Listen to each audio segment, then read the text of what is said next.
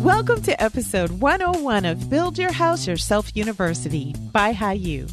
I'm your host and fellow student, Michelle Nelson, and together we'll learn the basics of home design and construction and demystify the building process so we can build beautiful, energy-efficient dream homes with or without a general contractor. Many of the trends that I saw in this year's Design and Construction Week were a continuation of what I saw in 2017 and 2016. I'm finding that home building trends and design trends don't typically change abruptly from year to year. So the trends that I talked about in episodes 5 and 55 still hold true this year. So if you haven't listened to those episodes, take a listen. But here is a list of a few new trends for 2018. Number 1, matte black. Matte black was one of the hottest finishes seen this year.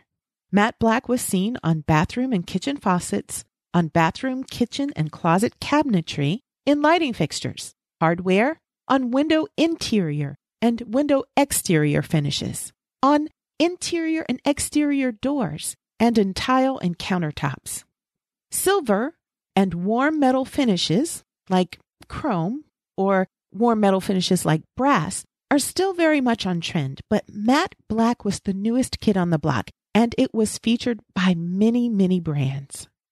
Number 2, colored cabinets. Although white painted cabinets still hold the top spot for new homes, colored cabinets, especially in various shades of blue, are making quite a statement. And if you don't have the nerve to go all the way with all blue cabinetry, but you like the idea of adding a pop of color, consider a colored kitchen island. Or add bold cabinets to smaller, more private spaces, like the mudroom, the powder room, or the laundry room. Number 3, gray, with a hint of brown. Gray came on the scene several years ago, taking the place of tired tan on tan walls and decor. And gray is still a neutral of choice, but in 2018, warmer grays with a hint of brown are most on trend. Warmer taupey grays instead of exclusively cool blue grays are what we'll be seeing. The stark, sometimes cold, all white and cool gray rooms from a couple of years ago, they're gone, and they're being replaced by warm gray decor mixed with other neutrals. Number 4, statement floors. People are still including statement accent walls in their new homes, but statement floors are also being installed. Whether wood or tile, floors are being designed to include bold pattern, such as herringbone, or by using heavily patterned and colorful cement tiles. Extra large planks and tiles are also on trend. Number 5, pink. Gone are the days when pink would only be seen in a little girl's room. Ranging from soft powdery pink to bold fuchsia and magenta, pink has made its way into the mainstream adult color palette, and it can be seen in almost any room of the house. People who really love pink are painting it on one or several walls of their living room or bedrooms, while those who are a little bit more cautious about going all the way with pink are choosing accent pillows, artwork, and accessories in different shades of the color. Bottom line is, if you like pink, don't be afraid to use it in your new home. Number 6, bringing the outdoors in. For many years now, there's been a blending of indoor and outdoor spaces with wide sliding glass doors that allow you to seamlessly move from inside to outside. And homes have included outdoor dining and living rooms for many years too. And that indoor-outdoor living is being included more than ever in new homes. But in 2018, you'll see even more outdoor materials being used indoors. So stone, brick, wood cladding, outdoor lanterns, even awnings are being used indoors to give homes more texture and more character. And finally, number 7, dark walls.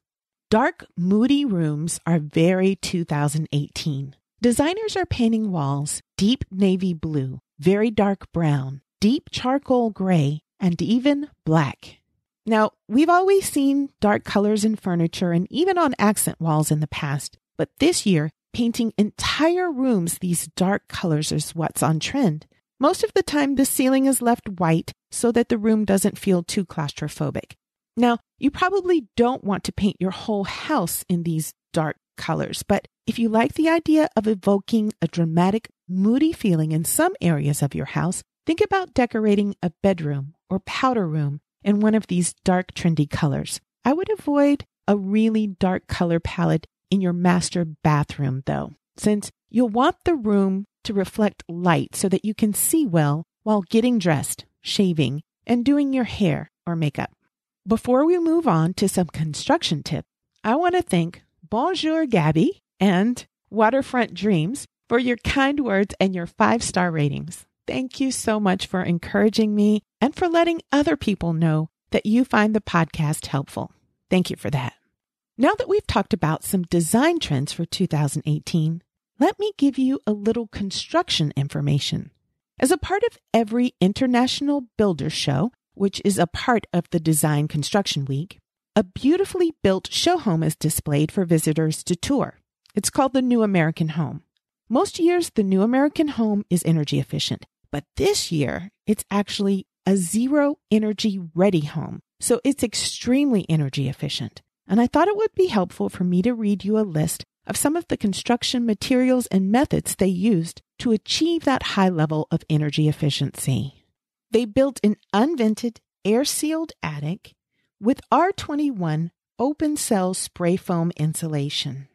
They used windows and patio doors with low E coatings and argon gas-filled windows that limit solar heat gain.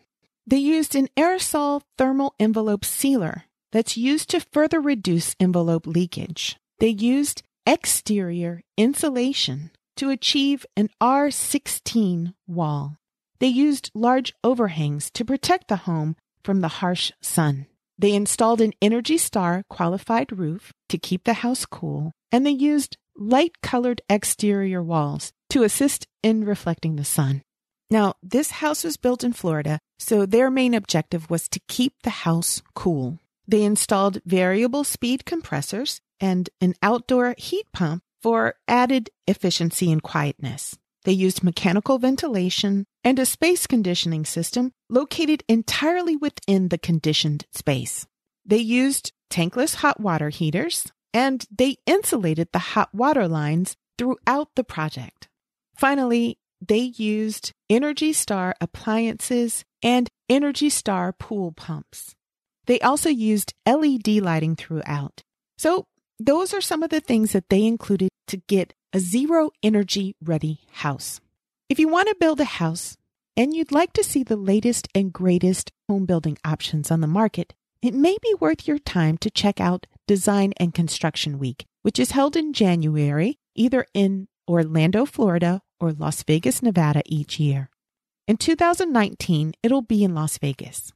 Design and Construction Week combines the International Builders Show, which highlights the industry's best construction materials and methods, and the Kitchen and Bathroom Industry Show, which highlights the latest kitchen and bathroom cabinetry, appliances, fixtures, and fittings. Many, but not all, big brands set up booths where you can see real-life examples of their products. More than 80,000 design and construction professionals came together for 3 days of networking, education, and exhibits. It's mostly attended by builders, contractors, and designers, and also some kitchen designers. But what most people don't know is that it's open to the public. So even regular old homeowners like you and me can get in with a small fee. This year, lay people could get in for $50 for early registration or $100 for regular registration. So if you're still in the planning stages of building your house and you'll still be planning in next January, you might consider a trip to the show.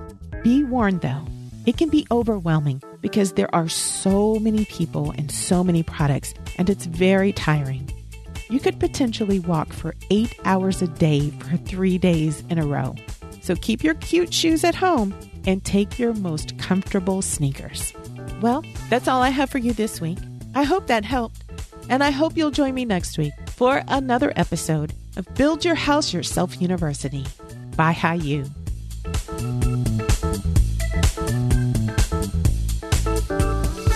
Please remember that the purpose of this podcast is simply to educate and inform. It's not a substitute for professional advice. The information that you hear is based only on the opinions, research, and experiences of my guests and myself. That information might be incomplete, it's subject to change, and it may not apply to your project. In addition, building codes and requirements vary from region to region, so always consult a professional about specific recommendations for your home.